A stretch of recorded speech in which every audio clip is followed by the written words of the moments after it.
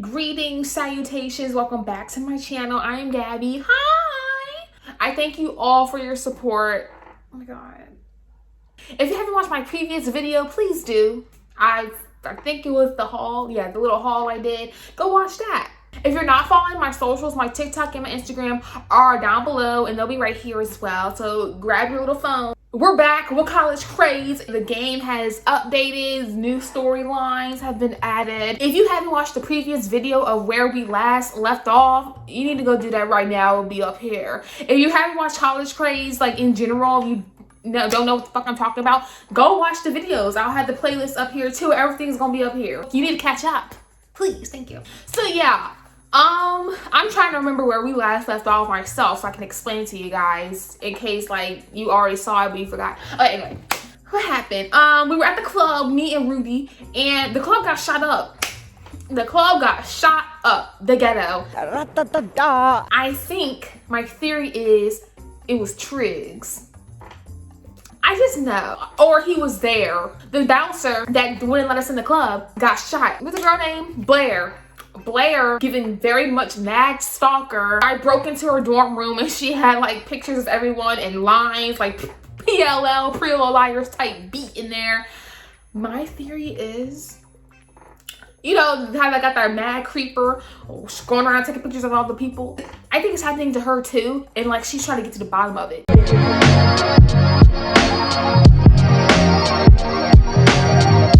Okay, so I guess this is like the night, well, the morning after, like I guess we fell asleep in her car. I don't know why that is, it didn't go home. But yeah, I guess we're in Rudy's car or something. Also, Rudy was talking about how we should go to the cops about Blair. Do we live in the same realm? Like, no, we're not doing that. Ruby's head rests on her window. A pool of drool dribbling down the side of her face as she manages to stay asleep despite the blinding sunlight around us. The gentle clatter of glass bottles filled the small space when I shifted my seat. Ruby's cleanliness clearly carries over from her room to her car. Last night's ambulance and police cars are now replaced with SUVs and hatchbacks of the townies. The world around me looks nothing like the one last night. The people of Sugardale push strollers and walk their dog on the same street that ran dark with someone else's blood only hours before. That poor guy that wouldn't let us into the club. My stomach twists as I force a deep breath, rolling down the window. The fresh breeze cools my face and I sigh in relief. Despite everything that happened last night, I'm thankful for this moment of peace. Hey! Ruby's voice takes on a groggy rasp that I barely recognize. It nearly startles me when I see the tired, unkempt mess of my friend beside me. Hey Ruby, how'd you sleep? She wipes down the trail of drool from her cheek, further smearing the makeup that was so precisely applied yesterday. Is that a real question? Never mind. The usual bubbliness that spilled out of Ruby was completely gone now. She was spent, a dull, hung-over husk of herself. I'm not taking care of her. I should drive you to the police station while we're down here. Police station? What? Yeah, we're already down here. Might as well go to report the weird stalker shit going on. I totally forgot she said we'd be doing that shit. I didn't. Feels so early though. Do I really want to spend the time doing that right now? My gaze snags on a blinking clock on Ruby's console. 9:45. Shit! We gotta get back to campus. I'm sorry, I just have to get back to campus. I have to meet with my professor at 10 a.m. You want me to drop you off at your dorm or his office? Well, man, I'm not gonna go meet him looking like that, so please, the dorm preferably. We're cutting it pretty close. If I go straight there, I'd be on time. But then again, if I go back to my dorm, I have to change into some normal clothes. I'd just be late. Go straight to the office or change at the dorm. Girl, go change, because I don't know. You can bring me back to my dorm first. She nods and shifts her car to drive. You're not getting out of this. I'm still taking you to the station after. We're not going to the station now. Time isn't on my side, but I have to try and be quick. Approaching my door, I hear muffled voices on the other side, but I have no time to eavesdrop before going in. Jesus Christ. Stepping in, I see Trisha's slight body draped over Bryce's. The two of them lay naked in her bed. The shock of it caused me to avert my eyes. Oh my god, Gigi, have you heard of knocking? Bitch, this is my fucking dorm. I gotta knock. Ugh, she triggers me. They weren't effing, but either they were just about to or just finished. Either way, seeing the two of them stark naked was not what I was expected to see especially since Trish has been missing all week. Trish, I'm not knocking to get into my own dorm room. I don't have time for this right now. Thank you. I can't help the rush of noise that sharpens my tone, but I really don't have the time to deal with her. Do you see what I mean? No privacy. There's no point in me staying here. Bitch, bye. Fuck. I can't have you at the frat house 24/7, babe. They're already giving me shit about it.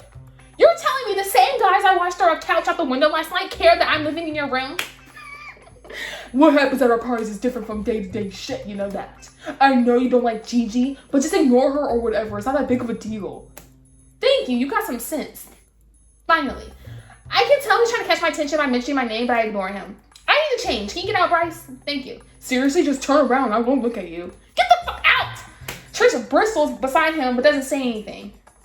Kick Bryce out or change in the room. Bryce, get out! The hell is wrong, Bryce? You're not even supposed to be in the building. Please get out so I can change. Excuse me? And I know you think you are, but you don't get to talk to my boyfriend like that. Baby, it's fine. I gotta go anyway. Okay, well, you're not leaving me in here with her. Then you leave 2 + 2 does not equal 5, okay? Both of you need to get out. If you don't want to be here, don't be here. Like, why can't we drag her? Cause like she's doing all this, like, you doing too much. Like, get out the room if you don't want to be here. Go live with Bryce. Go throw couches out the window like his little frat boy. I'm getting his. Right, calm down. She rolls out of bed and starts to stuff clothes from her dresser into a large leather bag. Trish, I told you, you can't. If your stupid frat has a problem with me being there, they can say it to my face. Thank you. Defeated, he sighs. It feels like an eternity before a bag is filled. They are dressed and the room is empty. Good thing I kicked him out. He could just still watch me undress without looking directly at me with the way the mirror's positioned toward her bed. Oh, wow. Trying to be a sneaky little bastard. My alarm clock on my desk is kind enough to remind me I'm now 20 minutes late to meet my professor. You're gonna put on the same Raggedy Ann clothes you wear every Sunday. Girl, come on, girl. Just as I turn to leave, my foot slips on a small pill bottle rolling from Trisha's side of the room. Ooh, she must have dropped it on her way out. I picked up and stuck it in my backpack to check it out later before. Wait, check it out now. What's she on? What pill is she on? Woefully late, I make it to Arroyo Hall. I speed walk through empty halls, cursing to myself as I scan the hallway for the science lab. He'll probably fire me on the spot for being so late. I pause when I hear an unfamiliar voice carry down the empty hallway. Not at all. I'm glad I ran into you. We should grab coffee or something when you're less busy. Professor McGregor's voice calls out to the unfamiliar man. Who knows when that'll happen? This should mean email will find a time. I have a hard rule about not checking in on the weekends, but Monday morning I'll get back to you, Alan. Sounds good. I'll do that. See you later, Professor. The voice gets close as the main exits the classroom into the mind. His voice. Oh, he got. Never mind. I'm gonna say, no, he's not. His eyes connect with mine for a moment, offering me a small nod before breezing by me. Okay, bye, bitch. If I weren't so late, I wonder who that man is, and he knows my professor, but all I could say, oh, if I would have got there sooner, like if I would have just ran over there, I would have knew like what they were talking about. Oh, that's crazy. I step into the blindingly white room. The harsh smell of cleaning fluids hang out in the heavy air. My arrival doesn't go unnoticed, and my professor's hard eyes cut up to mine. A half hour late. Why even bother showing out, JJ? My arms wrap around my torso instinctively, as if I'm preparing for a physical blow from the way he glowers at me. I'm so sorry, Professor. I don't take kindly to my time being wasted. Of course, if your first day of class was an indication of your punctuality, I should have known you would be late for this as well. It won't happen again, I promise. Not too much on me. I'd hope not. I was lucky enough to have company to help pass the time, but I would have left after 5 minutes had he not been here. I nod, not sure what to say in response. Despite the huge room, I feel his annoyance crowd over me like a menacing force. Well, don't just stand there. You're here to work. Sit at the station, get some girls, go on. You need to calm the hell down. Why am I the only person here? You didn't hire any more people? All air is sucked out of the room and it's just me and him. The gentle roaring of a vented hood behind me is the only other sound in the sterile space. He stands across from me, gripping the sides of a metal cart as he lets out another heavy sigh. Gaze trained upward, he searches the ceiling for his next words. I could tell from the hard set in his lips, though, that whatever he liked to say wouldn't be very nice. The urge to pick up my fingers hits me as the silence. God, what's so? Oh, he says to me now, and I want nothing more than a stranger to hear. I heard my thing. Well, what's the story? Why are you so late? I don't give a fuck. I'll tell the truth. The club got shut up last night. I was out last night and had to get back to my dorm to change. I really didn't want to show up dressed inappropriately, and I figured that would be really unprofessional. Well, you're not wrong, but I say just as a professional to show up late to work. Maybe next time, keep a spare change of clothes in your boyfriend's dorm to avoid. Oh no, Professor, I never. Now you see, oh, he's trying to be slick. He's trying to be slick. Embarrassment flames my cheeks red when I realized he might just think I woke up in some guy's dorm since I had to walk up twice. You think I'm a slut? I'm not a slut. I am a professional woman. You have the wrong idea. I wasn't in someone else's dorm. I was off campus. Thank you, bitch. He found out my explanation. I scrambled to correct myself. Ruby drove us downtown. She was too drunk to drive back, so we just slept in her car. Now you're saying too much. I would just left it at, ma'am, I wasn't sleeping with nobody, so you need to kill that thought. Thank you. Cautiously, I peer up at him, seeing a small smile cut the corner of his lips. And one second he scolded me, and then he's laughing. What the hell is going on? I'm sorry. I don't mean to be such a hard ass. I remember my first week in Arlington's campus. I know how it can be. He turns around and starts to unstack a few small boxes on the workable behind him. The work tape, my bad. You're a student here? Yeah. Hard to imagine me as a rowdy Sugardale freshman, huh? Nervous energy melts away only slightly when I hear the smile on his lips.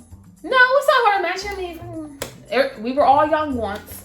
Not really, I know. I can totally see it. He laughs and the sound is easy and warm and hypnotizing in a way I can't pinpoint. It's like the intimidating man who was here moments ago didn't exist, and is placed as someone actually pleasant. Intimidating? There's something intimidating about Professor Crumbs. Oh, really? Glad you see me as the poster boy for the wild party scene of the early 2000s. The early 2000s? I bet when you were younger, you were probably no better than half the guys on the campus. No better than? Oh, Miss McConnell, you got to give me more credit than that. He turns around, hand on his heart with a foreign expression of hurt. Believe it or not, I wasn't really a part of the whole party crowd back then. I tried a few times when I first came here, but got tired of it quickly. I thought joining an academic club would be a good option for me, to meet people without having to get drunk every night. Unfortunately for me, I chose probably the worst one to get into. I've seen some of the most degenerate people throw away their education with non-stop partying. He hands me a pair of gloves and a clipboard before he rounds the table to stand beside me, peering over my shoulder from a distance. So I'd be guilty if I didn't advise you to be careful with your partying. Right. I will. Don't worry, Professor. Satisfied with my rushed response, he goes on to tell me how to document the small vials using the equipment in the box. Oh my fucking god. So I'll need your help cataloging these chemicals and supplies. There's a process to doing this correctly, but the most important outcome is that I know who is requesting to take out what and the quantity. Makes sense. Ooh, we made chemicals, we're gonna be poisoning people. Despite the dizzyingly long list of names and chemicals, I can't help but notice Thomas's name appearing on the list more than anyone else's. Curiosity gets the best of me, and I decided I should learn what I can about our professor. Why? I don't give a about him. I do not care about this man. Why do we have to get to know him? Unless he got some tea for us. Ooh! Did Bryce attack you one day? Why did Bryce attack you? Bryce pushed him down. He didn't do anything about it. That old lady had to come and help him. Who knows when it could come in handy? Have you always lived in Sugardale? What clubs were you in as a student here? What's your favorite kind of music? How'd you get into astronomy? Never mind. Have you always lived in Sugardale? Not entirely, no. A good chunk of my life I've lived here though. Where else have you lived? Oh well, I had a short stint in New Ambrosia after graduating. You were in New Ambrosia right out of college? It's so expensive to live there. You must have a really good job lined up to move straight from Sugardale. Yeah, well, it was a learning experience to say least. There's a secret here. He's uncomfortable talking about that. How'd you get into astronomy? Oh, that's always been a boring story. I doubt it. You've been teaching it for so long, and so something has to really inspire you to get into it. Astronomy is one of the things that I certainly learned to love. It's not what inspires me though. Well, what's that? Physical chemistry has always had a hold on me. I can't pinpoint the exact moment I fell in love with it though. I guess it just always kind of made sense to me, like a second language, almost. So why weren't you teaching physical chemistry courses? Astro seems like a bit of a jump. It is. I've been lucky enough to teach a few physical chemistry courses, but not nearly as many as I'd like. He starts forward a little with a sigh. Not much I could do about it. I made the best of it though, and found my own joy in teaching astronomy. Okay, what clubs were you in as a student? I'd say clubs were an even bigger deal back in my day. Nowadays, I feel like being a member of a club doesn't nearly hold the same weight it used to. Really? Oh yeah. Back then, people would get into fights over club memberships. There'd be bribery, threats, pranks. It really was the Wild West. So you probably were in science society every year, then I can't imagine you'd risk losing your spot. Huh. I wish I would have been so lucky to get a spot in the society back then. I tried, but never was able to secure a seat. Oh, brother, this guy stinks! I knew back when I loved science and mathematics and convinced myself that the financial world, oh hell no. I can't listen to this dude. I can't. I don't care anymore. I can't do it. Wait, don't tell me that the investment club, awful he is, believe it or not. He was in the investment club and Bryce is in the investment club. Bryce tried to jump you. He got beef for Bryce's daddy. The investment club. So it has something to do with it. Okay, maybe it's not so boring. I'm sorry, y'all. I got a little ahead of myself. I need to pay attention. But he just talks too much. I'm sorry, I can't. But why? How? I think it would be way harder to get into than science society. Oh, I'd like to think it was pure luck of happenstance. Whatever. But it was clear to me after a while that my peers saw me as their own personal answer key.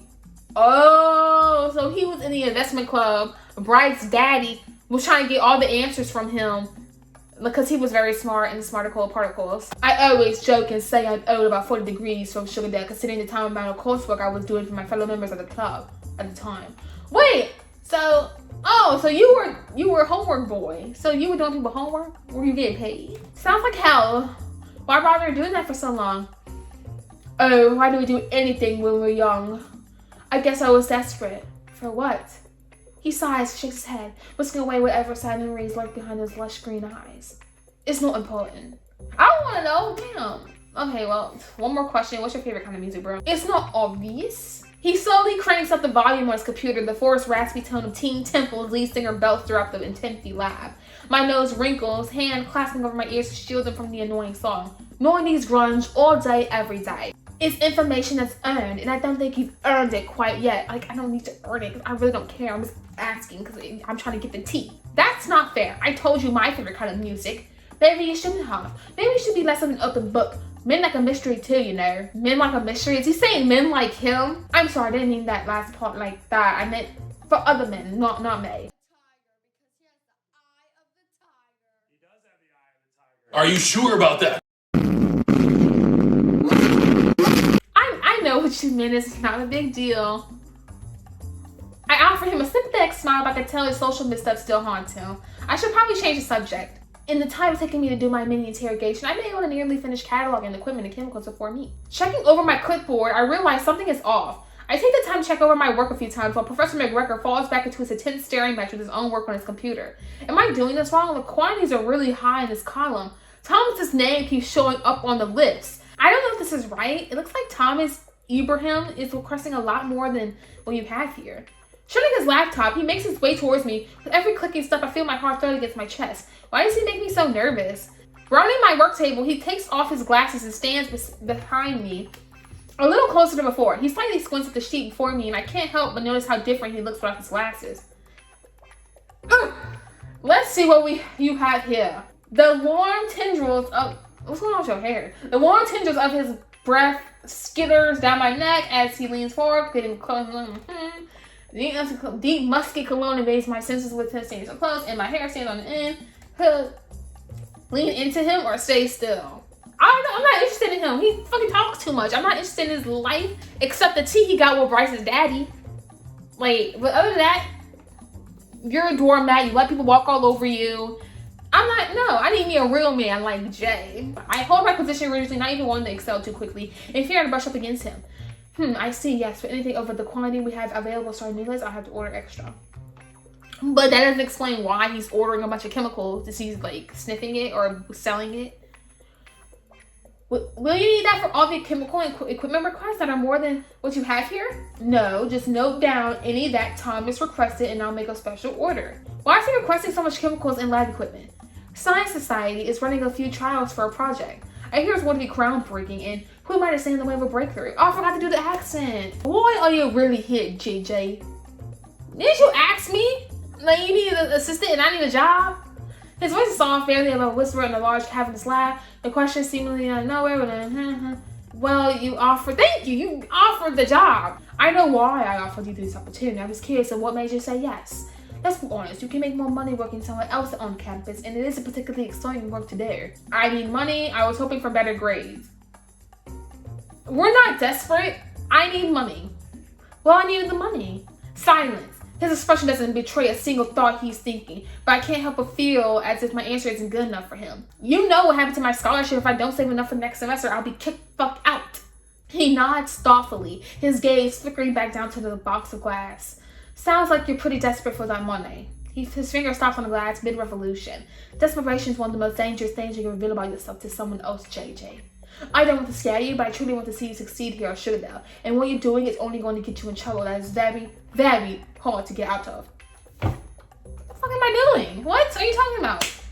You showed up to meet with your male professor on a Sunday morning, all alone. And you're admitting that you're desperate for money? Please tell me you're the danger you're putting yourself in here. You offered me the job. You acting like, what? You offered. You're jumping to conclusions here. I don't want you. See, he thinks I want you. You're old and decrepit.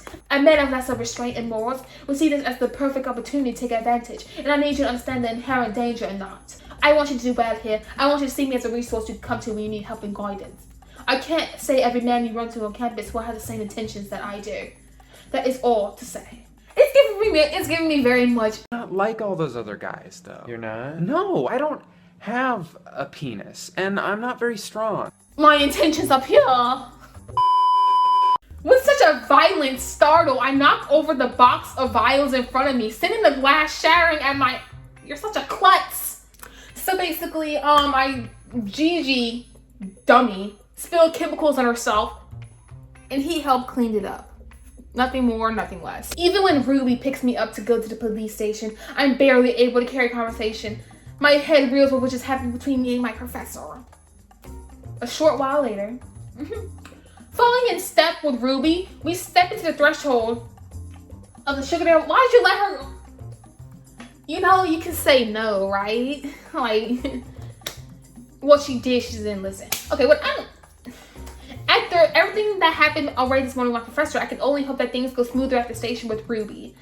The stale coffee permeates the air with an undertone of some sweet, moldy aroma. I'm able to point out the culprit of the terrible smell when I see a trash bin overflowing with Holy O's donuts boxes behind the main bed. Ooh, Lord. Ooh. Wrinkling my nose, we step toward the sturdy coffee room, staring at the man behind it. Hey. She marches straight up to the only officer in the room. Hey, hello, yeah, you. We're here to report a crime. The only officer leans back in his chair. The loud, tired creaks fill up the empty room as he crosses his arms over his chest. He looks at us as if we'd interrupted him. Probably nothing important considering his eyes were glued to the phone the moment we walked in. Well, I guess you're in the right place then. He doesn't say it with as much sarcasm as he'd like to, given the subtle tightness of his lips. You reporting the crime, or are you striking a pose for the camera? What's going on?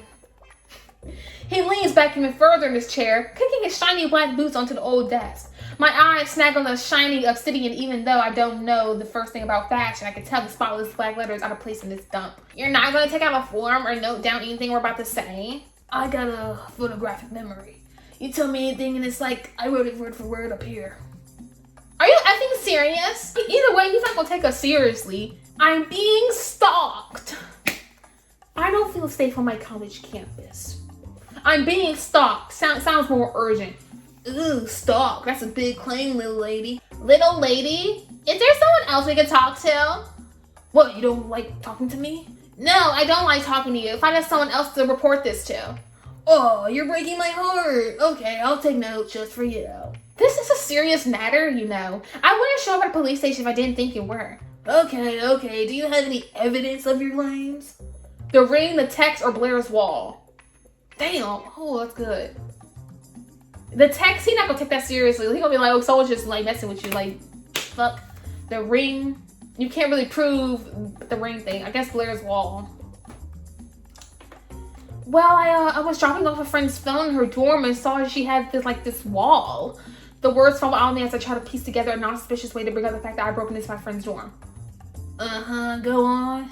It had a bunch of pictures of me and a few other students in red yarn. Why, am I in a Nancy Drew novel or something? What does this have to do with your campus safety?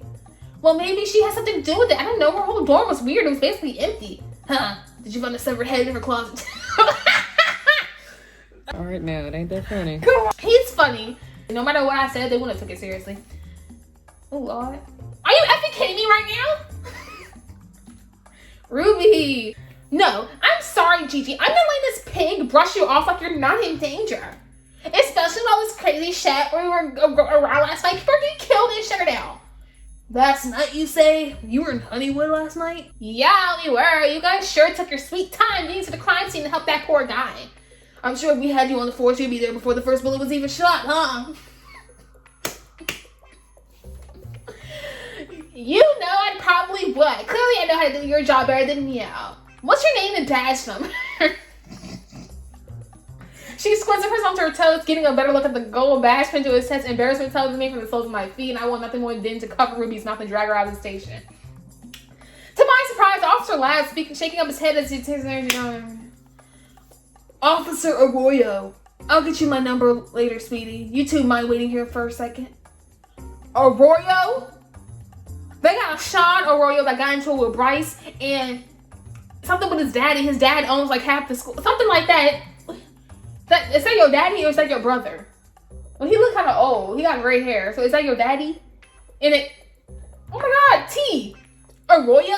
This guy looks really young to be Sean's dad. And it seemed like his family is more into real estate instead of law enforcement. I knocked eagerly and squeezed Ruby's arm to prevent her from saying anything else that could embarrass us both. Scold Ruby, thank Ruby. Thank you, Ruby. You had good intentions, but it didn't work. Of course, girl. We don't F around with like that. I'm gonna make that clown do his job. I thought he was a pig. Pig, clown, what the fuck ever. He's trash and Queen knows nothing about how to keep people safe. Thanks for your patience, ladies. So I'll be happy to process that police report. But my colleague and I just need to ask you both a few questions. Both? Yes, both. But we'll do it separately, if you don't mind. Alright. Officer Arroyo leads me into an office that honestly would be better described as a utility closet with a desk in it. The front of the police station was bad, but it's a palace compared to what I'm looking at now. Cramped wooden furniture fits like a bad Tetris game in the center of the room. The stale stench from before is now laced with the pungent mildew and the strange sharpness of alcohol. Yeah, because they be drinking. Blink, plink, plink. Following my ear, I see a large water stain webbing the corner of the ceiling. What the hell? Considering the rest of Honeywood, I never expected the central police station of Sugardale to look so terrible. Pity finds a home in my stomach when my eyes land on the centerpiece of the chaotic room. Like a beast that's been harpooned, a man slumps at the desk. He covers his head with his arms that are too large for his clothes, but not in the intentional way Arroyo is. I see the wrinkles, the stains, the fading at the creases of this guy's uniform. With one look, it's clear to see who does most of the work around here, despite the chief insignia outside the door. Cheer up, you sag sap. I come bearing gifts. Arroyo exclaims behind me as he nudges me forward into the room. I stumble forward, catching myself. You pushing people now? I let out a hiss and shoot the officer a look when I catch a splinter in my palm. I can't stand this guy. He doesn't even register my glare though, and just gives me a wink before gesturing for me to sit down with the chief. I feel guilty when lowering myself in the chair and intruding. Clearly this man's going through it, and I don't think he's in any kind of mood to interview me. Jose, I told you, I'm not in the mood right now. His voice is like gravel, gently rumbling the desk under my knees. All morning, I had to look at your ugly mug crying about this case. How you're responsible for some guy's death, and how you— Oh, he died? The bouncer died? I thought he just got shot. Oh my God. Now I have someone ready to talk, and you won't even pick up your blockhead to look at her? Heaving a sigh, the man lifts his head to look at me. Oh, damn!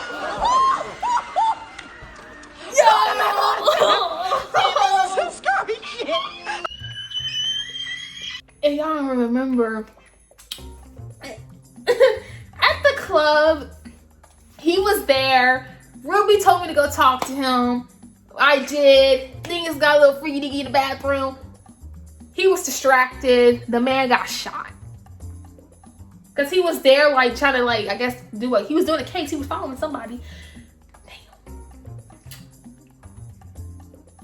It's not my fault that he got— It's not my fault. You should have more self-control. It's Joe. Our eyes connecting. The heat that burns my neck is almost— I was not expecting that, y'all. I was not expecting that. This is some tea. Oh my God.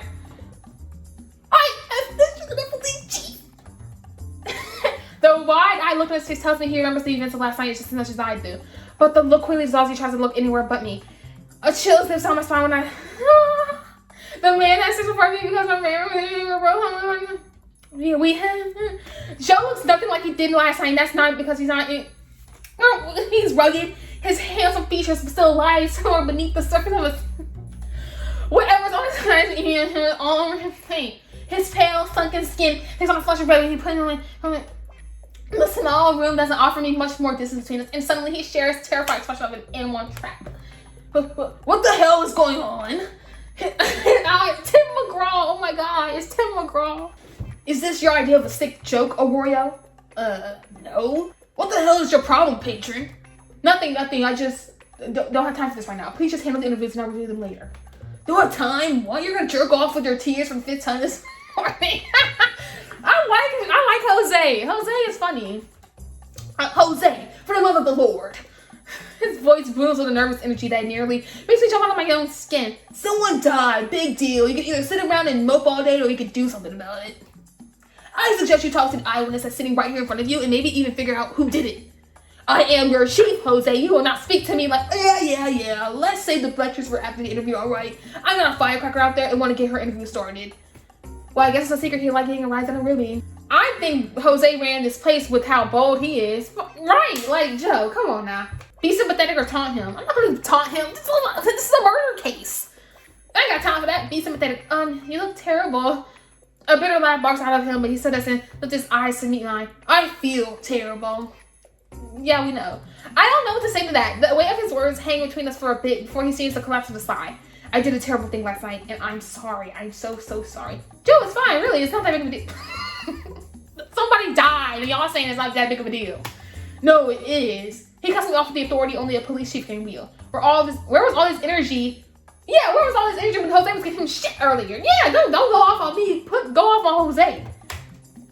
I acted completely out of character last night, and I was supposed to be on a job, and I dropped the ball. Now a man is dead. Joe, you're not the one who pulled the trigger, and I'm the one that came up to you. There's no way you can say you weren't doing your job. First of all, don't say that. I came up to you. Yeah, you did, but don't say that, okay? God, if there's anyone to blame here, it's me. What? Damn it, don't say that! He reaches for the hand sanitizer perched at the edge of his desk, dabbing his hands with it before offering me some in a mechanical motion. Accept decline. Is it Bath and Body Works cucumber melon? Touch his hand or offer to help? I don't think touching his hand is gonna be alright. I don't think that's the time. There's a time and a place for all that, and now it's not the time or the place.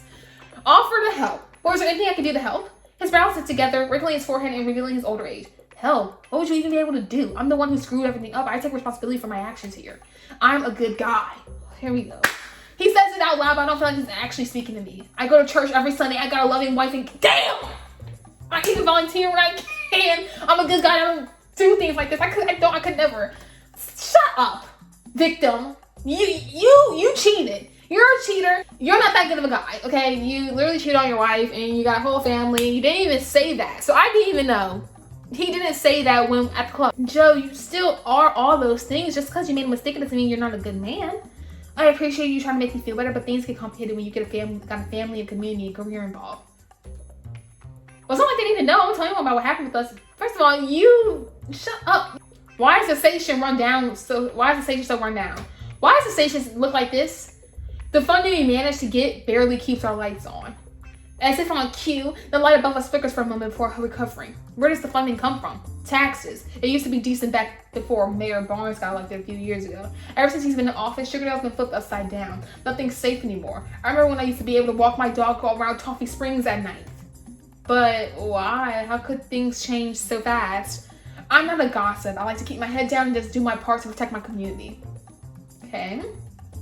But some people say it's because Mayor Barnes is just a puppet for the Montgomerys. I don't like to speculate because it doesn't do any good. But I think it's all tied up to that whole real estate race between them and the Arroyos. Bryce Montgomery, Sean Arroyo. Okay. Real estate race. I'm not the guy to really ask about it. Like I said, I just like to keep my head down and stay out of the millionaires' petty fights. All I want is a few extra guys on duty in a new desk that doesn't have so many darn stains on it. Is Officer Arroyo related to Sean? I think it's pretty obvious. His jaw ticks slightly when I mention his irreverent partner. Sean Arroyo, I think that's Andrea's son. He's around your age. I'm not sure who Andrea is, but yeah, he goes to Sugardale U with me. I think he's a senior. Yeah, that's probably Jose's nephew. I'd say Is it Andrea or Andres? Andres is Jose's brother. I'm saying Andres because he's the man. I think I remember something about him having a kid around your age. Well, if Officer Royal or Jose is related to the whole family, then shouldn't he be able to get some funding of the department? If he didn't treat this job like his own personal action movie thriller, I'd wonder the same thing. That man couldn't care less about any of this. His brother Andres got him this job, and I think before Mayor Barnes was elected, he was slated to take my job over. I don't know what happened behind the scenes, but I'm glad I didn't have to give up my position to that jackass. Yeah, because all y'all shit would have been fucked up if he was in charge. I'm sure you can see for yourself that he's just waiting for his turn at my spot. But like I said, I don't have any allegiances to either of those crazy families. I just want to do my job. So what happened last night? So I guess it's going to make sense for you to interview me about last night, but maybe you could fill in the blanks for me and tell me what happened. Well, I'm sure you've heard there was a homicide.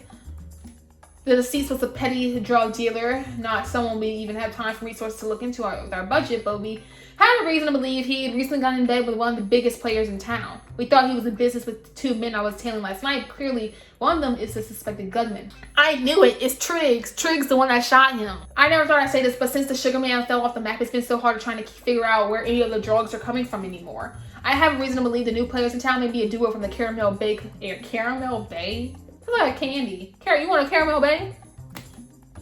I was able to follow one of them for most of the night, but he slipped out of my sight when I got distracted. But now there's a family out there having to make funeral arrangements because I didn't do my goddamn job. Okay, never mind. Never mind. Let's end the conversation. You're way too hard on yourself, Joe. I don't think I'm hard enough on myself, clearly. What happened last night could have happened even if we didn't, you know. There's no way of knowing that. Do you know how hard it was just to look at my wife this morning after everything? Eventually, he regains his composure with a deep breath, lifting his gaze to meet mine. I'm sorry, I don't mean to dump this all on you. I'm sure this is all a lot for you to process too. Not really. I was about to say not really. Not really. That would be funny. I'm not gonna say that. I'm gonna say kinda. Yeah, kinda is a lot to process. Last night was crazy. Of course it was. I can't imagine all the emotions you're going through right now. Well, I better get back to at least trying to track the perp down from last night. Do you have any leads? Well, there's two of them we suspect are involved, even if only one pulled the trigger. Trey Clemens, Triggs. He is one. He goes by Triggs. The other just goes by Jay, but his real name is Jason Choi, my boyfriend. We'll have their faces all over wanted posters around town soon, so you'll be able to spot them easily enough. My stomach sinks when I recognize the names instantly. I knew they seemed dangerous, but killing someone? I kept my expression cool and on. Okay, we gotta go warn them. They have to run. Well, Jay, I don't care about Triggs. Triggs fine, but I like Jay. I'll let you get on with your day, but I trust that we keep everything we discussed today between us. Yeah, I mean, I'll give him a sheepish nod before scooting out of my chair and navigating out of the small, awkward space. End it right there. I think that's my cue. Thank you guys all for watching. Another part will be out soon, trust me. If you're not following my socials, please do. If you're not subscribed, please do. Please like, share, comment. Oh, Lord.